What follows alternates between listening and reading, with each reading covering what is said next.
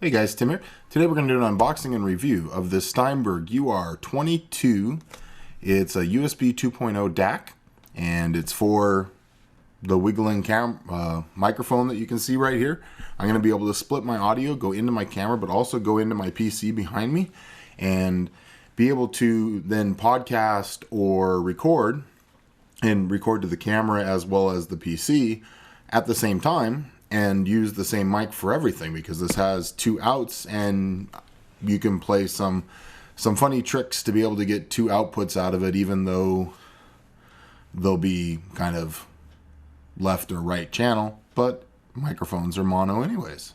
So before we unbox it, let's go over some of the stats real quick, and then we'll also look at them on the device itself. So like I said, this is a USB 2.0 device. It has two inputs and two outputs. The inputs are dual inputs. They are 1/4 inch jacks or XLR inputs.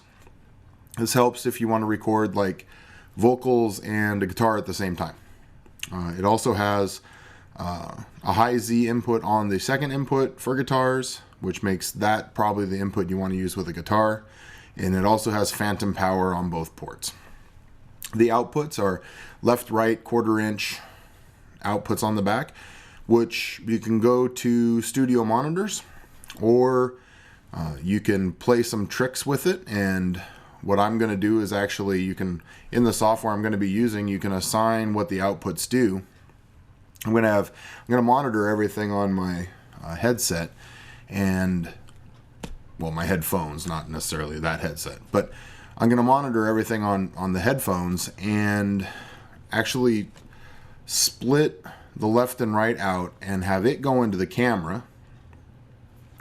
And also that'll leave me one, because I can assign, you know, like this mic to the left channel, and say I had another person here with me and we had another mic, I could assign that mic to the right channel, and I could actually have them both go into the XLR inputs with 1/4 inch to XLR cables, both go into the XLR inputs and record all of the audio on my computer. And that's just going to allow me to have, you know, kind of this backup audio. It'll also allow me to manipulate it a little bit better while I'm recording. I can do some audio check. It allows you to kind of monitor more what's going on. It should allow me to get some better audio. It also means that I can do mic checks and stuff through the headphones without having to run, you know, just a dedicated pair over to the camera itself. And I'll be able to know what's going on, and I'll be able to see the line input to the XA20 to know that, you know, audio is heading over there. It'll also allow me to not use the built-in line level on the Canon. It'll allow me to do it in my software so that I can actually just adjust it while I'm sitting here, depending on how loud I am today. So the sampling rate is 24-bit or 192 kilohertz. Like I said, it has the MIDI in and the MIDI out. It has the XLR and TRS combo input ports. They both have phantom power. It has a 1/4 inch headphone jack with independent line level and no input lag. So that's a big deal if you're doing music. So say you're playing the trumpet and you have your set of headphones on to monitor what's going on in the recording, or you're singing. If you have input lag, you can get used to it, but it's still distracting.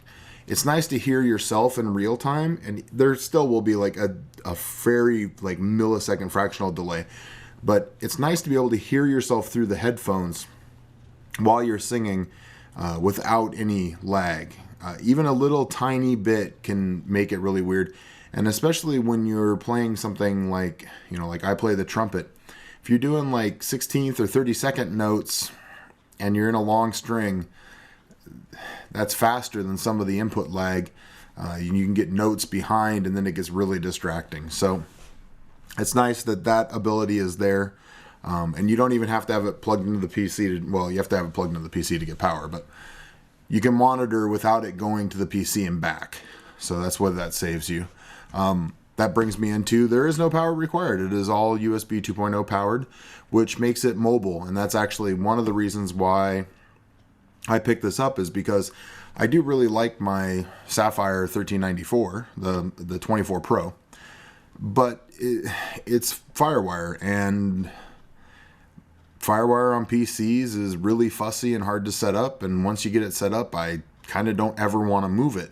So if I ever want to go, somewhere and do recording where I want a little bit better audio, or there's two of us and we want to do like a podcast from a remote location, like say CES, this is the guy that's going to go with us. So it's nice that you don't have to haul around, a power brick with you for it. It also includes Cubase AI software, although I will be using Adobe Audition just because I have the Adobe Cloud service. So no reason to install that. Plus, it also allows me to return it to where I bought it from if I don't use the software. So watch out for that. If you buy this from like Guitar Center or something, they will not accept returned opened software.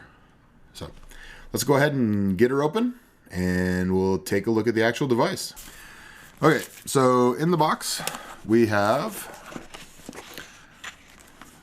the UR22 tools and the Cubase AI download information, which has a key underneath the DVD, and you're not going to get to see that, so suck it. We have precautions. Whoa, where did I go, man? Where's the camera? There's the camera. Sorry. There's only so many ways that you can make instructions entertaining in an unboxing. We have, let's go ahead and open this because I'm kind of curious about how long it is, which my first assumption is going to be not long enough, and I'm going to have to go get my longer USB cables. We have a USB A to B that is only about 4 feet long. Would have been nice to see them include, a 3 to 4 meter cable. Yeah, I mean, come on. Spending this much money on a little DAC, extra $1 on a cable ain't gonna kill you. And then we got the device itself. So why did I go with this over like a Focusrite or one of the other competition? It was really about the fact that it had those Class A preamps, and I liked the fact that you got the MIDI inputs as well. And I like the look of it better because the Focusrite that's in this price range, that's the 2x2, is red, and I'd rather look at this. I also felt like this case is a much higher quality. It's all steel, so it's just kind of cool looking, I think. I don't know, I'm a black, white, and silver kind of guy, so I just think it looks classy. All right, so on the front here, we have your gain for input 1. There's your dual jack, the other dual jack. We have your gain for number 2. There's also nice peak LEDs up there for you. And then we have, and I don't know if you guys can see it. So there's the USB light to know you're plugged in. There's the phantom power. There's your high Z, and then we have your mix between the input and the DAW, or DAW, depending on how you say it. Your phone headphones level, your output level, and there's of course your 1/4-inch headphone jack. On the back, we have your two. There we go. Your two outputs, left and right, of course, but depending on your software, you can assign those to do different things, depending on your needs. Your MIDI in, your MIDI out, We have the phantom power on and off. So it is phantom power on both ports at the same time. There is no individual phantom power on or off on this unit. And your USB 2.0 to your computer. Okay guys, so that's the review of this Steinberg UR22 USB audio interface. Check it out. You'll be hearing it in upcoming videos once I get everything tuned the way I want it to be. This is also going to let me do some streaming. I'm probably going to do some game streaming over on Hitbox or Twitch, depending on who I like this week. I don't know. They both got their ups and downs. But the nice thing here is this will let me use the same audio setup for both filming and for streaming, which will be badass. This is Tim for Timmy Tech TV. Thanks for watching, guys. Thanks for subscribing. If you're not a subscriber, please subscribe. It really does mean a lot. And we'll see you next time.